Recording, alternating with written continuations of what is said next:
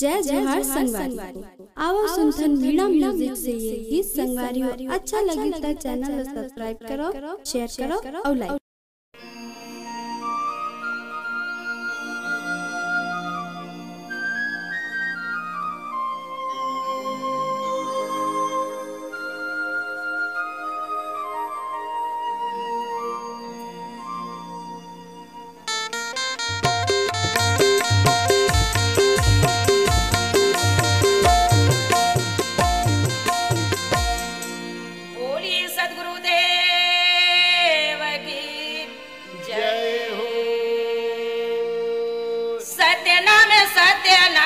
सत्यनामा भैया जी बाबा जी रानी गिरौदपुरी में आज महमूद बाबा माय अमरावती ने जेकर गर्भ से बाबा यो घासी दासा जमा लेंगे भैया जी बाबा जी गिरौदपुरी में मोरे आनंद मनावे भैया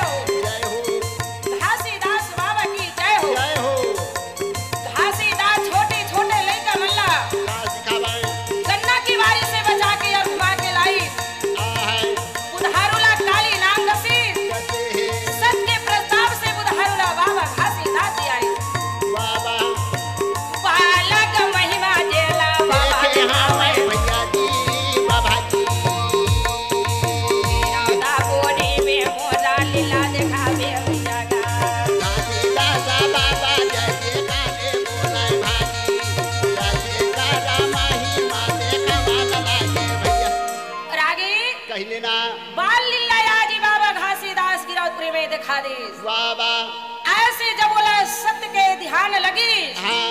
सब लड़का मल्ला के छोड़ के कहाँ गए? पिता महमूद दास को छोड़ के जंगल की ओर चले गए छाता पहाड़ में। वाह जी वाह। छाता पहाड़ में जाके पत्थर की शिलाथर में बाबा घासीदास बैठ गए और बैठने के बाद सत्य गरा में सत्य गा जला नाम जपे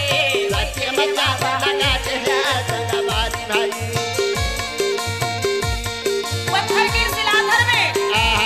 जाके बैठे बाबा जय हो सतनामपुरा, जय हो सतनामपुरा। दर्शन पिता दे देना, दर्शन दे दे पिता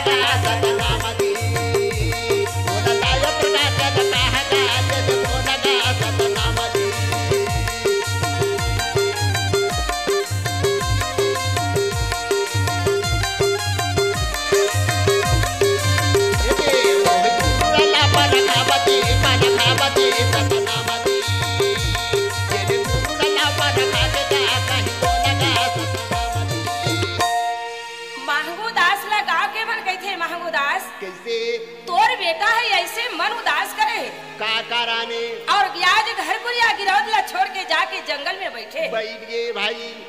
तय चल देते कहाँ और जाके तोर बेटा ला ले आते कहाँ बाबा आज इस समय की घासीदास सत के ध्यान में लगे है हाओ जेला आज लाए खातिर वर गाँव के नर नारी कहाँ जाए और आज ही पिता महंगोदार हाँ गिरौदपुरी से निकल गए और गिरौदपुरी से निकल के हाँ। सुंदर के साथ छाता पहाड़ में चले गए वाह भाई वाह छाता पहाड़ में जब पहुंच गए तब आगा वाला का घासीला देखा ना लागे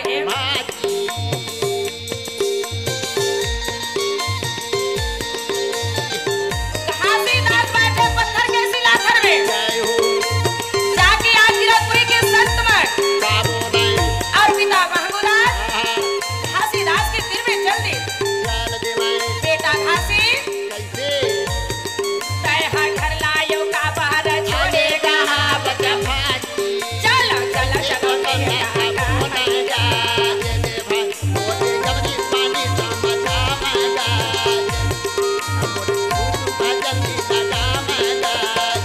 जंगल में का बाहर बैठे हम जब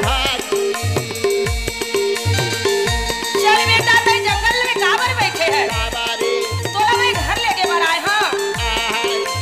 घासीदास कहे पिताजी मैं आज छाता पहाड़ ला छोड़ के नहीं जाऊं गांव के संत मन कहे महंगोदास एला कैसनो करके ले जा और गिरौदपुरी में लेने के बाद आगे घासी के साथी तय कर जला देना एक साथी का ये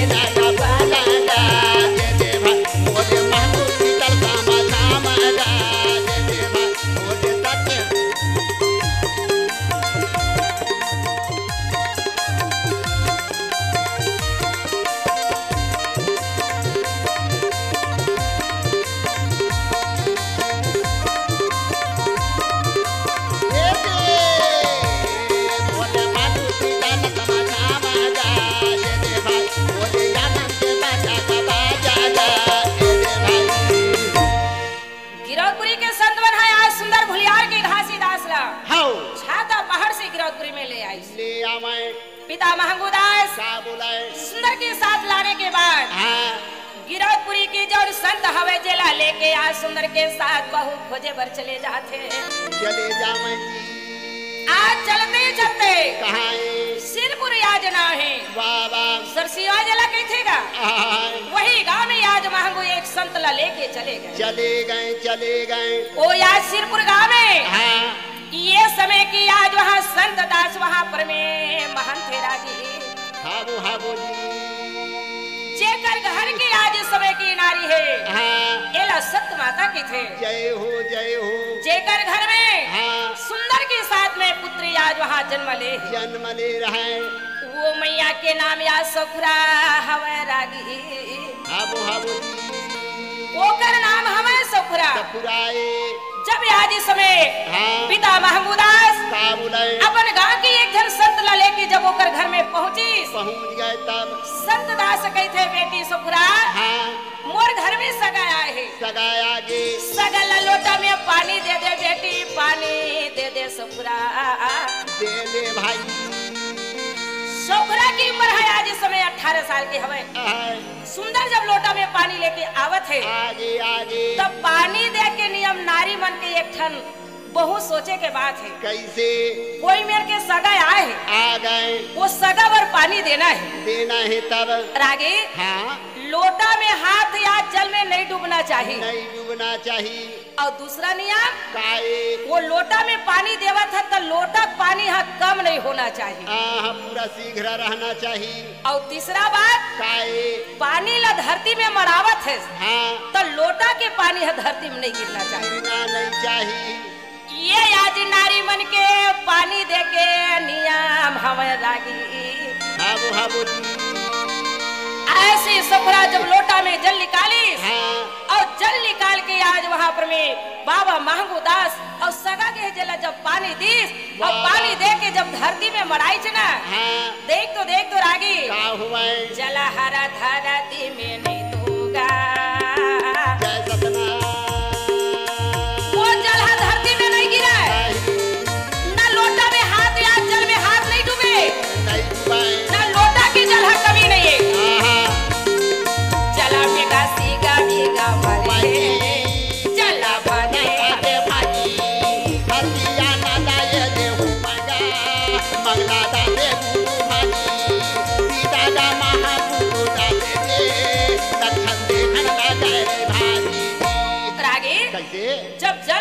बैठना महंगू दास के थे हे सतनाम यही छम और बहू बन जतीस वाह वाह वाह ओकर सत्यतल देख के महंगू दास अति आनंद हो गई अति हर्ष है सिरपुर के वो संत दास महाराज महंत ला बोलते का बोले संत दास महान हाँ जी ये जन तोर कन्या है ना हो ये ला मैं बहुगा बनाऊंगा बेगमा ये ला मैं बहू बना हो एक घर मोर बेटा घासीदास है जय हो एक घर बड़ी ला मैं शादी करके ले दूं वाह वाह पूत के वचन ला सुनते संत दास आगे भाई कैसे गा साधु ये दे संतेगा आनंद हो बता के भाई सबरी का बानी लालू बाबा ये दे सुना आगे भाई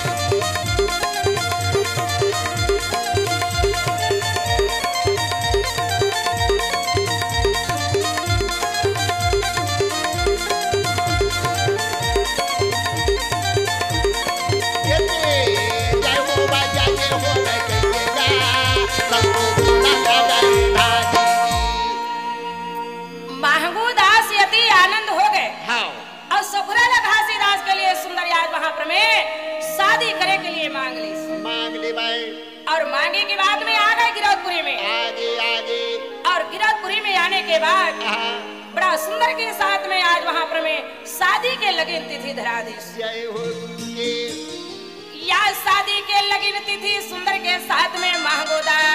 धरावत है धरा के भाई रागी भैया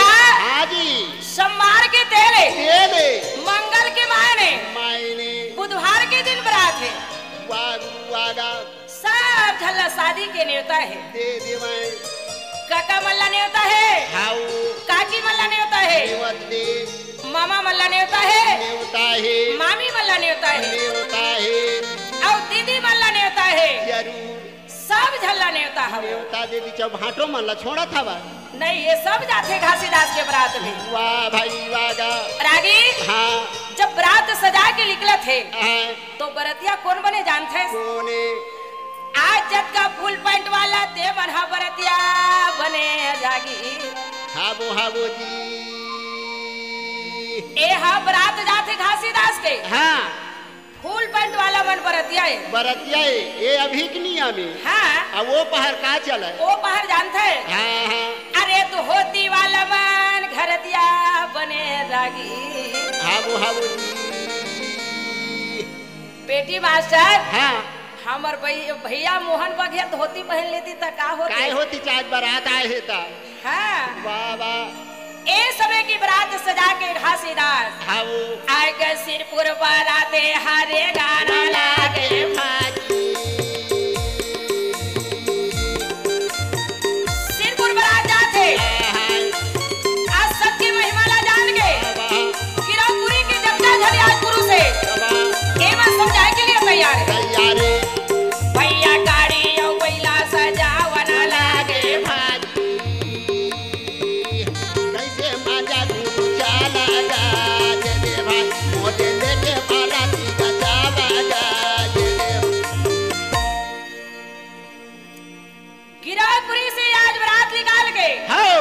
गाड़ी बैला सजाए सजे है अरे आज धौरा धौरा बैला सजाए है वाह वाह बैला बन की गला में हाय आगे सुंदर घुंघरू मोर बांधेगा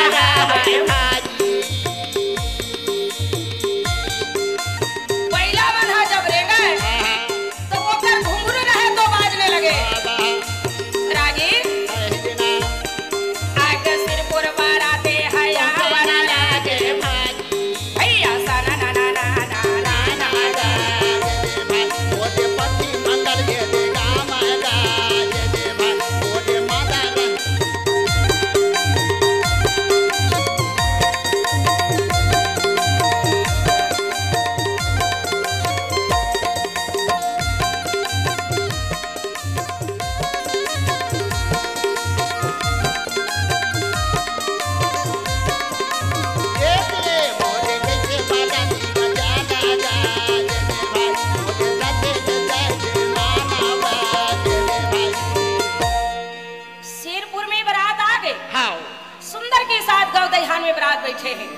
गए जाके सिरपुर के संत दास महान देखिस हाँ बरात खूब जना है, आगे आगे घर में भोजन तैयारी है। तैयारी हवे आज इस संत दास महंत है बाबा घासीदास के महिमला नहीं जान सकीस, नहीं जान सकी बरतिया मल्ला जब देखिच ना संत दासा आओ मन में विचार करीच का कहा कैसे बहुत झन बरात लेके दमांधा आए है। आगे हवे आज संत दास महिमला घासीदास के नहीं जान सके, ए डहर कहे अपन जन घरतिया है तेला बाबू हो काए बरतिया मन आगे है, आगे हवे जावा जावा बाबू या सुंदर घड़ा में जल लेके बरतिया मल्ला जल पिया दे हम जाना जाना के आदेश लगा दे भाई सिरपुर के जो निवासी है जे भैया रहे तो एक खौला जल लेके बरात के पास में पहुंच गए। जब पहुंची ना तो आज इस समय बाबा घासीदास कहे ए बाबू काय हो बे आज तो ये समय जब नाने है हौला में जलना जेला मोर जगर लाओ ला दे कहां जब लेके जब घासीदास के पास में मराइस बाबा घासीदास का बोले है ए समय के वहां पर मैं सत्य सुमरन करी सत्य सुमरन करे है बाबा सत्ता दास हाँ आज ते मोर लाज ले रखे रख देना देव सत्य के सुमरन करा था वे भैया नहीं दे सुन ले वे बाबा जे लायार लाजे लाए दे दिल बचाई दे चला चलला मीठा का करो यार ऐसे का घासीदास बोला है बचेगा नाम का गया मारीता बाबा नहीं तो तोरे हाथे महावैया सतनाम दा ये किया नीला बाता और पानी बना दे माया मारा काया हो जाए सच्चे का बातें ना बाता वही घड़ा में मोरा जेला भैया जेला आजे डूबावे जेला या जाले लाया मरीद बनाई दे तोरा महिमा का हवाए या पार सते पूरा साला बोला है सच्चे तुम्हारा नीला काले हवाए भैया नहीं तो तारे पूरा सारा ध्यान ऐसे पिता है ये नहीं तो हो बातें जाए देगा ऐसे पिता हम होने बोले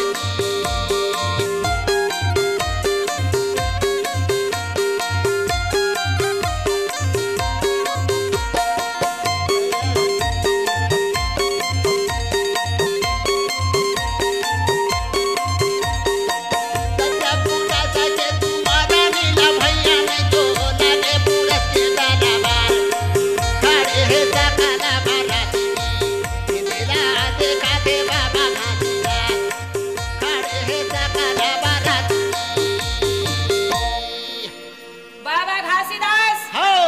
जो लेगे है हौला में पानी जे मैं अपन हाथ ला सत सुमर के डुबा दे डुबाए है आज इस समय की वहां हौला के पानी रहे तो मीठा बन गए मीठा बने हैं जैसे आजकल के बरतिया मतलब शक्कर पानी पियाथे ना हाँ वो वही भांति हौला के पानी रहे तो मीठा हो मीठा है आज इस समय की वहां बाकीला भवन में सत सुमर के जल छिड़का दे दी जय हो गुरु के जहाँ भोजन की आज इस समय भंडारा है हाँ कहे माँ बाबा तोला भार लगे बाहर लगाए जत्ता बरतिया घरतिया है हाँ सबला पुरने के बाद तुर स्थान में तय संपूर्ण आहार बचेगी जय हो गुरु के सबको भोजन खिला के हाँ आज वहाँ परमेश्वरपुर के संत दास महान जय हो गुरु बरतिया मला प्रभा के घर में ले गए ले गए जब बरतिया मला प्रभा के ले गई हाँ मड़वा के बीच में बरतिया घरतिया सब महंत मन बैठे हवे बैठ के भाई बैठे के बाद में माँ सुखरा हाँ, और बाबा घासीदास के दोनों की गांठल जोड़ दी जोड़े हमें और दोनों की गांठल जोड़ने के बाद हाँ सुंदर के साथ वहाँ पर में हाथ में आरती सजाए साजे है और आरती लेके माता सुखरा बाबा गांठ जोड़ के बाबा घासीदास के साथ में मड़वा में निकल गए निकल गए रागी भैया हाँ मड़वा में जब निकली था हाँ नर नारी दोनों मड़वा में घूमा था भैया जी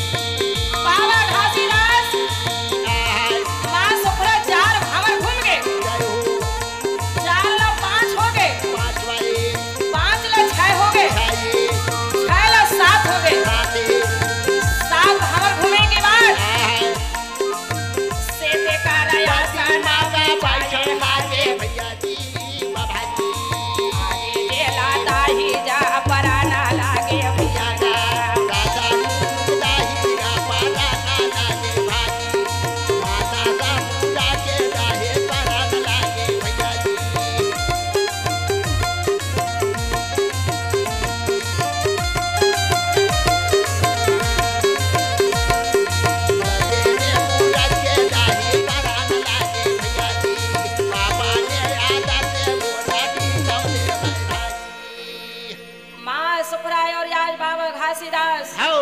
मड़वा में सुंदर 7 भामर घूम गए 7 भामर घूमे। हाँ सेठ की आज वहां पर में गद्दी लग लगे दोनों यार सुखराय और माता इस समय वहां पर में हाँ जाके बैठ गए गद्दी में। बैठ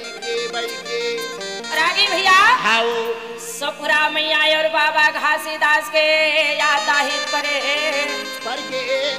गई आज इस समय वहां सिरपुर में हाँ जेकर से जैसे बने हाँ सोना चांदी हीरा मोती पन्ना जवाहर गाय भैंस देने लगे। दे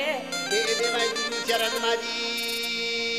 जेकर से जैसे बना थे हाँ वैसे सुखरा माता और बाबा घासीदास के दाहित में देते मैं। अरे नारियल सुपारी पान बंगला के लेके बाबा के चरण में भेंट करे भाई। अब दाहित पड़ने के बाद हाउ राजा आज इस समय की वहाँ संत दास मन में विचार करे का विचारे बेटी के दाहिज में जब लगा धेनुला देश हाउ बेटी सुभरा हाजी तय आज लमोर बर सगा बन गई है बेटी तय मुल्ला सगा बन गई है सुभरा सगा बन गई कहा जी संत दास के एक धन बेटी है रागी हाउ बेटी पठोवी या संसार में महा कठिन है भारी कठिन की बात।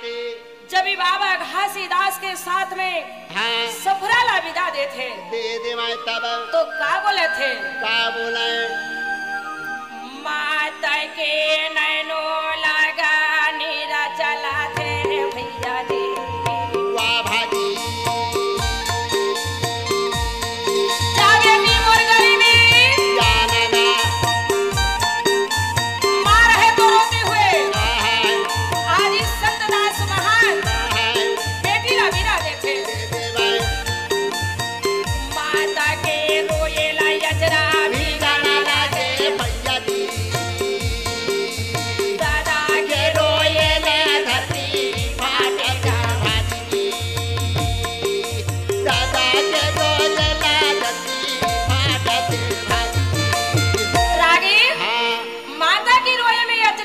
और पिता के रोए में बाबा धरती गाये दे जेला फाटा ना लागे भैया जी ये दे भाई रागी नारी बन के रोए हरर रे पुरुष के रोने की आज समय की वहां धरती फट जाते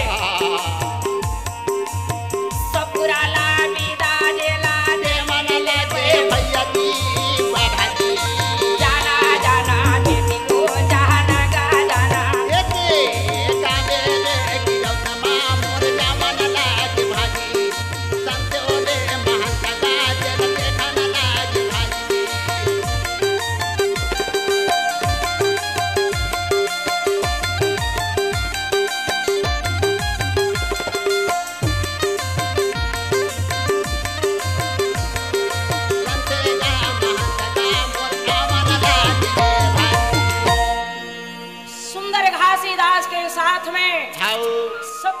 विदा दे दी मैं शेरपुर से बरात आज गिरौदपुरी में आ गए आगे सुखरा आज गिरौदपुरी में जब बाबा के साथ में शादी होके आई हाँ गिरौदपुरी के प्राणी मतलब अति आनंद मिली सुखरा माता हाउ सती नारी नियम के भारी पति के पुजारी माँ आज समय सुखरा गिरौदपुरी में आई आगे ओकर आने के बाद में हाजी महमूद अस्पताल अति आनंद मिले धन्य है सतनाम पिता ऐसी मोला बहू दे आदि बहू के आयला ए समय की सुंदर मोर घर हा सतलोक सहीन आज वहाँ प्रकाश दे लगी बोलाए रागी भैया वही लगे अंगना बटोरी की बूढ़त दीवना दे जा घर लक्ष्मी सुरक्षिणा सतगुरु जी दर्शन दे